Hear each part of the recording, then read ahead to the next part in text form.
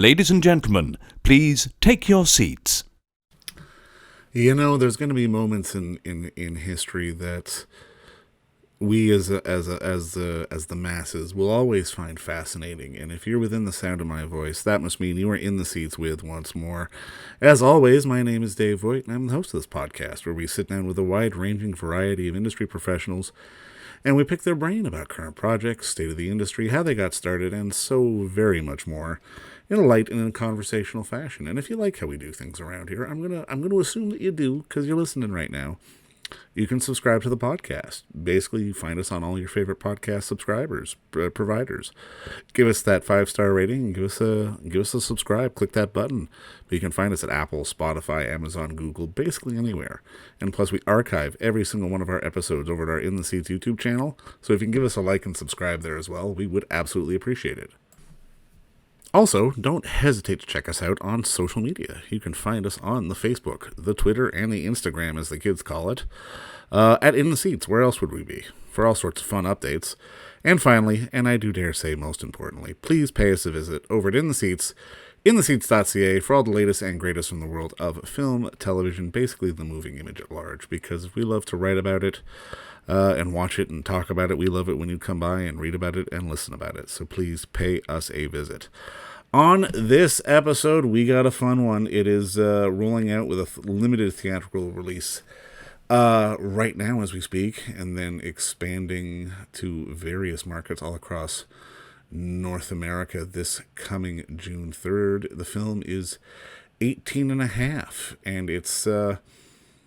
Well, it takes us back to a simpler time, because it humorously crafts its own narrative into the notorious gap in the Nixon Watergate tapes. It takes place in 1974. It's about a fictional White House transcriber who finds the only copy of the infamous 18-and-a-half-minute gap in Nixon's Watergate tapes, but her attempts to leak it to the press tend to run afoul from hippies, from some very determined swingers, and some other nefarious forces. It's a lot of fun. It's a hell of a ride, and I mean, I enjoyed the hell out of it. And if you are in a market where this is playing, I do recommend you check it out, or check it out on video on demand when it comes out later this month, later in June, I do believe. But go see it in the theater if you can, because really that's the business that we're all in to begin with. It's got a lot of... It's got some familiar faces in it, and some not so familiar faces, particularly some familiar voices on some very sort of key points in the film. And I mean, it'll be a lot more familiar than you expect for an independent film like this. And we had the unique pleasure of sitting down with the director Dan Mirvish, who knows a little bit about independent film because he is one of the co-founders of the Slam Dance Film Festival. And he's done a few other movies as well. And we had the unique pleasure of sitting down and talking with Dan, picking his brain just about the inspiration for the film, and so very much more. So, go check out 18 and a half when it is either in a theater near you or on video on demand later. But like we said, check it out in the theater. But first, enjoy our talk with Dan, because between you and me, it's a pretty good one. All right. Well, first off, Dan, I just want to say thank you so much for the time today. I appreciate this. No, thank you, David. Thanks for having me on. No, I mean, obviously, congratulations on the movie, man. Like, I love this story. I mean, I mean, to be perfectly blunt, I enjoyed it a little bit more than I expected it to. I enjoy it. It's a little off kilter, but I mean, I still enjoy sort of stories out of this time. And I mean, I guess my first question for you is, walk me through sort of the origin of the story on your end. Sure. So it kind of precipitated because I was finishing the last film I did, Bernard and Huey, on election day of 2016, the day of the presidential election. And then the next day I went out to see that film's screenwriter, Jules Feiffer, who's a famous Oscar Pulitzer winning cartoonist and also screenwriter. And because I had to show him dailies from the film, and he lives out on Shelter Island on the tip of Long Island. And inevitably, we started talking about the election and Trump. Yeah. And, whatever you think of him, kind of interesting comparisons would come up with Nixon and Watergate. And Pfeiffer himself famously won the Pulitzer for political cartooning for his cartoons about Nixon and Watergate. So we just conversation turned to Nixon and Watergate. And then that night, I was staying with my friend Terry Keefe, who owns this motel that his grandparents built in the 50s and 60s. called the Silver Sands Motel. And it's like a preserved time capsule. And Terry has rented it out for a lot of fashion shoots for cover of Vogue and that sort of thing. But no one had ever shot a feature there. And he said, hey, Dan, if you ever think of a feature, we're closed in the winter. Everyone could stay here. Cast and crew can stay here. And, and he was with me talking to Pfeiffer. So we both kind of had Watergate on the mind. And we were like, how can we set a Watergate film in a, Long Island beachside resort? And that took a little bit of while to figure out. And then I got a great writing partner, Daniel Moya, and coincidentally, his aunt worked at a diner just down the street from Terry's place. So we're like, oh my gosh, that's 2 locations. Now we have to make a movie. And then in doing the research, figuring out that, during Nixon's administration, there were actually multiple offices within the White House complex that all had these voice activated taping systems. And there really are tapes of Nixon listening to tapes and fumbling around with the buttons. And once I realized that there are these tapes of tapes, then it became a plausible way in for our story that someone, in our case, Connie, who's a low-level transcriber in the White House, in the administration, how she could get a hold of the missing 18.5-minute gap. And so this made it possible. And so then it was about constructing a story. Well, we moved the location to, we say it's in Maryland, so that makes it closer to Washington. And then she has to meet this, she's trying to leak the tape to a reporter, and they meet up and they're trying to find this tape player and run into hippies, swingers, and nefarious people trying to get them. Now, I mean, I also love the visual style of the film. It had this soft hue to it that, I mean, honestly, if this had felt like it was shot on a red or digital or anything like that, it would have felt like a completely different movie. How important was it for you to sort of give the film I almost want to say dated aesthetic? Well, that's exactly what it was. I mean, that was my mandate to everyone on the cast and crew, and especially our cinematographer, Elle Schneider. And like me, she really loves films from the 60s and 70s and has a deep appreciation from them. But my mandate was, pretend we are making this in 1974. We can only use the creative tools that would have been available then. So there's no drone shots.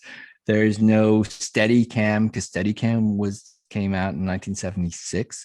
There's, the editing style, and I was the editor, pretty much straight cuts, all straight cuts. The music, all instruments and styles from the 60s and 70s. The production design, the costume design, our costume designer, Sarah Kogan, has these great patterns from these paper patterns from the 70s. So she made original costumes, but with these vintage designs, and then we use vintage lenses and that kind of thing.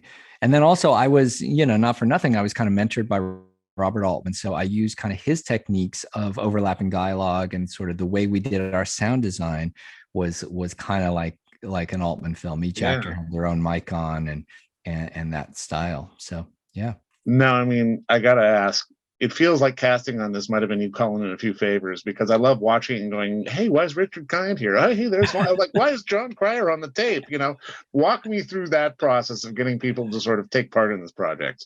Well, Richard was in my last film. He was in Bernard and Huey, so I had a good relationship with him. And I knew that I know he's incredibly busy, but I know if he's available, he would do it. And so his part was kind of the one part that was kind of written a little bit for him, if we could get him.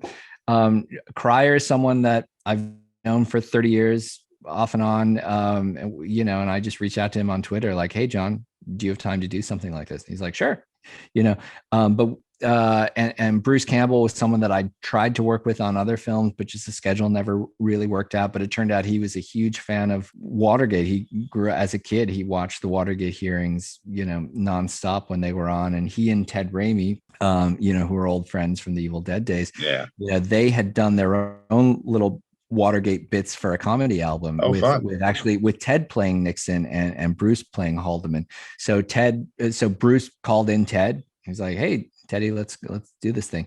And then the other actors, an amazing cast. A lot of them came from recommendations, either from their agents, but I always check with other directors. So Willa Fitzgerald was recommended by Lucky McKee, who's an old friend of mine from film school, who who had worked with her and said she was great. Kelly Reichardt, who directed John Magaro in First Cow, I know her, and she's like, oh yeah, he's fantastic to work with. Because for me, it's a lot about, are they nice to work with on set? Right. That is a huge, huge thing. And I don't think actors always appreciate directors talk to each other, Well, of course, and we talk to our crew. Kathy Curtin was recommended by our gaffer and our script supervisor because they'd been on sets with her, and they said, oh, she's amazing. She's a lot of fun. You're going to love her. And I was like, okay, I trust these guys, because if an actor is being, mean, they're going to be mean to the gaffer and the script supervisor. And if they're nice, they're going to be nice to the gaffer and the script supervisor. So I trusted, them. And then working with the legend like Vondie Curtis Hall, who just came recommended by his agent. But I was like, oh my God, he's like, he teaches film at NYU. He's on the board of Film Independent. Like, that's a guy I want to have around, and he's a director himself. He's the all around filmmaker, and he was just such a treat to have. So yeah, it was a great cast. Well, and plus it feels like Richard's been dying to have a part where he has an eye patch. So, oh my God, he loved that. He loved that. And he loved that we never explain why he has an eye patch. I love that. And we're like, okay, we're just, and he, as a character, he talks about a ton of other things about his weird backstory, but we never explained the eye patch. And so that was kind of fun for all of us to play with. No, I mean, I'm kind of curious because, obviously, be it in pop culture or be it in politics, these 18 and a half minutes have seemingly been sort of mythologized every which way but loose. And I'm kind of curious, from your perspective as a storyteller, what is it about these 18 and a half minutes that is so compelling? Well, I think it's the enduring mystery of it. Even the mystery of whose deep throat was solved, a few years ago. So, but the mystery of what's on the 18 and a half minutes gap, who erased it, why they erased that particular gap, and the underlying kind of mystery of why did the burglars even go to the Watergate specifically, and why was it their second time? Like, a lot of those things may be answered in that gap, but we're never going to hear what the gap is because all those people are now dead. Anyone that would have known, they had their chance to tell us and they didn't. So I think that's what's fun about it. And it was such a pivotal moment in the Watergate scandal. The scandal had been brewing in public consciousness and the hearings for, already a couple of years. And then all of a sudden, when it came out that there was this gap and this obstruction of justice, and that, they put Rosemary Woods out there to do the Rosemary stretch where she claimed that she had erased the whole thing. And everybody knew right away, like, no, that's just, you don't need to know anything about politics or technology. Like, someone's lying here, and that was really a turning point in the scandal that really took it from this kind of low boiling point to all of a sudden, this guy's going to get impeached and he better resign if he doesn't. And so I think that was the real turning point in the scandal. And then overall, why Watergate, I think, was so memorable as a scandal is because that was really the last death knell of trusting authority in this country, after Vietnam and after, the assassinations. Like, all of a sudden now we couldn't even trust, what our own president was telling us. That really led to, a kind of cynicism that this country and society has had ever since. And so that's why I think as a scandal, it still resonates 50 years later, and we are getting to the 50-year anniversary of it, and why people are going to keep making films and keep making TV shows about it. And the characters are so larger than life too, which is nice. And there's something about your take which I really enjoy, because there's the obvious tension, there's the obvious unease, but there is still the ability to laugh at it at the same time. Yeah. And that feels like it's almost pervasive in modern politics today. How important was it for you to sort of not go too much one way or the other with it? Well, it's impossible to listen to the real Nixon tapes and not laugh, and because they are just funny and absurd. And I don't know if you made it to the very end of the credit scene, but you hear this Nixon and Haldeman talking about something, and this was a real discovery that we made. I did research with the University of Virginia, which has a repository of the Nixon tapes, and we listened to a section of the Nixon tapes about 2 minutes after the gap, so on the same tape because it's part of a 2-hour tape. But right after the gap, Nixon and Haldeman are talking about this movie called The Hot Rock that Haldeman had just watched, and Nixon had seen the trailer for it, and it's about a heist all gone wrong, starring Robert Redford, and they're laughing about it because they're like, oh, it's this heist they all went wrong. It's just like this Watergate thing. Ah ha ha, it's all screwed up, And you realize even in the moment, 3 days after the burglary, they realized this thing was a farce, and you're like, oh my God, if they knew it was funny, and had enough self-awareness, which is, you don't think of Nixon as being self-aware about funny things, but he got it. Like, he's like, oh man, we're screwed. This is too ridiculous. And so it was fun to kind of play with that, but also the very real implications of what could be on the tape hypothetically, and what was so important, in a big picture, that would be the one tape that that would be erased. So while still making a fun romantic comedy, and that's character based, It's too bad for Hot Rock too, though, because that movie's underrated. It could have used some press back in the day. I know. It was great, and of course, the irony is 3 years later, then Redford is starring as Bob Woodward in All the President's Men. Of course, yeah. So that's just, and then 28 years later, I'd be starting Slam Dance, and Redford would call me a parasite. So, so I've got my own weird connection to all this stuff. Well, I mean, that dovetails into something else I got to ask, because, I mean, obviously starting Slam Dance and all the work you've done there, this film obviously, to me, kind of embodies that, because, I mean, it wouldn't, like, there's no way in hell that this would have been made in a studio system. It would have turned into something completely different. Yeah. How important is it for you that, I mean, especially these days, because we're living in such a day and age where, like, we're drowning in content. It's like, how important is it for you to sort of be able to put stuff out there that is a little quirky, that is a little different, but is still kind of saying something at the same time? Well, I think that's the only way you can make independent films, is if you're doing something narratively, stylistically, that's different than what's out there. Because if you're just trying to replicate a Marvel movie, you can't do it on a low budget. No. You're trying to replicate a Netflix, 8-part limited series where each part costs $35 million, right. You can't do that on that kind of, with the kind of budgets that we're making. So what can you do? And you can tell a small self-contained, film at a seaside resort in the winter, if you have that location. And then, but I think the interesting thing, and this is really something that I've learned from going to other film festivals and including my own, and seeing what other people around the world have done. But if you kind of graft it into something with global significance, as the underlying theme and context to it, you can give it a lot more.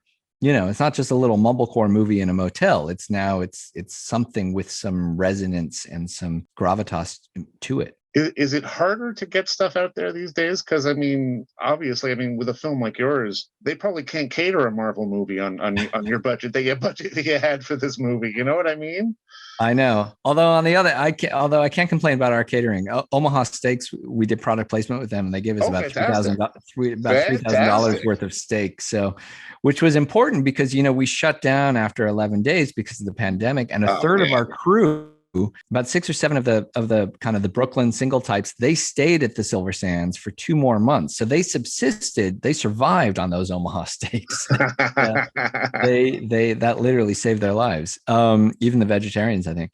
So what was the question? Yeah, something just in terms of getting content out there and just sort of surviving, and like being able to sort of have it get a voice. Well, I think that's where film festivals really still serve an incredible purpose. I mean, we were kind of lucky and somewhat by happenstance, somewhat by design. We started playing last fall at what I call trough festivals. They were in the trough between the Delta surge and the Omicron surge. Right. There was about 2 months where festivals could be live and in person and have live screenings. And we were like, all right, let's do everyone we can find then. And then in the spring again, after Omicron, we found this trough between Omicron and World War III. And we're like, all right, let's go play at festivals then.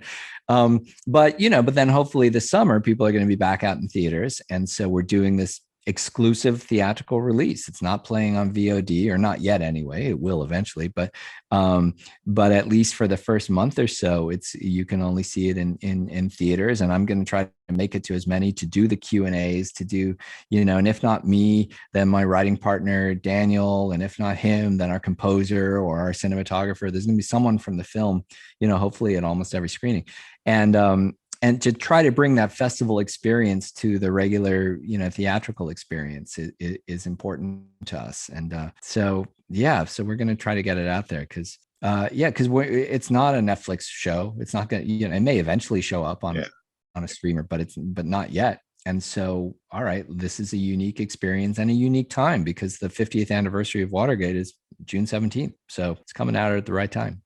How has the business sort of changed, not just from your angle as a filmmaker, but as a festival programmer as well? Because I've got to imagine just the proliferation of not just the streamers, but just in terms of the proliferation of how fast content gets sort of snapped up has kind of changed the game on your end as well. Yeah. I like to think sort of in the long term, nothing's changed. Right, okay. If you're a low budget indie filmmaker in the 1920s, the 1960s, the 70s, 90s, now you're borrowing, stealing cameras and lenses, and raising money from your friends and family, and putting the film out and finding an audience wherever and however you can. And I think that part hasn't changed. And then promoting it, I'll strap on a sandwich board literally, and stand in front of theaters. And I will be doing that for this time as well. And whether that's a digital sandwich board and you're, shouting on TikTok, or a physical one, I think that spirit of shameless self-promotion you have to do when you release these films, because otherwise no one's going to see them. You're right. Really, at the end of the day, whether it's Kickstarter or whether it's a dentist who wants to invest, it's independent film really hasn't, the model hasn't changed all that much. It's just a question of, I guess maybe from your end, there's more ability to be hands-on with marketing and hands-on to sort of get the word out there to people who are willing to listen. Yeah.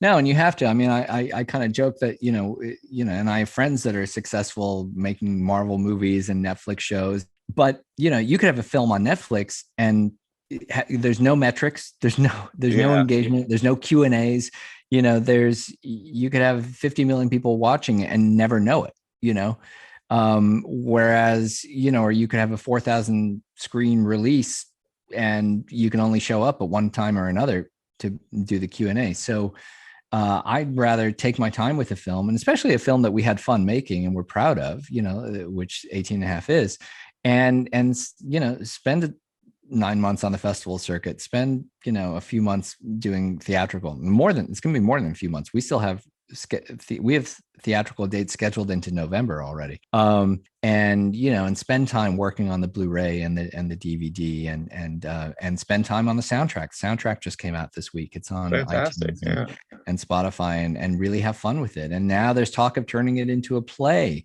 And, I'm talking to a couple theater groups about that. So it's like, what? Let's milk this dead horse while we can.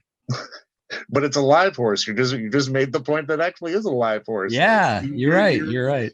You're being very adaptive in terms of just sort of getting the stuff out there, which I think is a beautiful thing. And probably a necessity in this day and age. But and I'm curious, just to start putting a bow on this, because it's something I always like to ask people. Can you boil down to your movie watching life? Was there one moment or one movie that made the light bulb go off for you that made you want to get into this business? Because not only obviously are you a filmmaker, but obviously you love film in all of its form, having worked on Slamdance and doing everything there as well. I think as a teenager, seeing Repo Man, Alex Cox's film. Oh, nice. That was the film which he did kind of as his UCLA thesis. So it was, he was young when he made it, and, and you could just watch that film and go, oh my gosh, this is like boldly original, but also made on economy of means, and it was like, oh, this is a doable thing. Like, you don't, because I grew up in Omaha, like there's no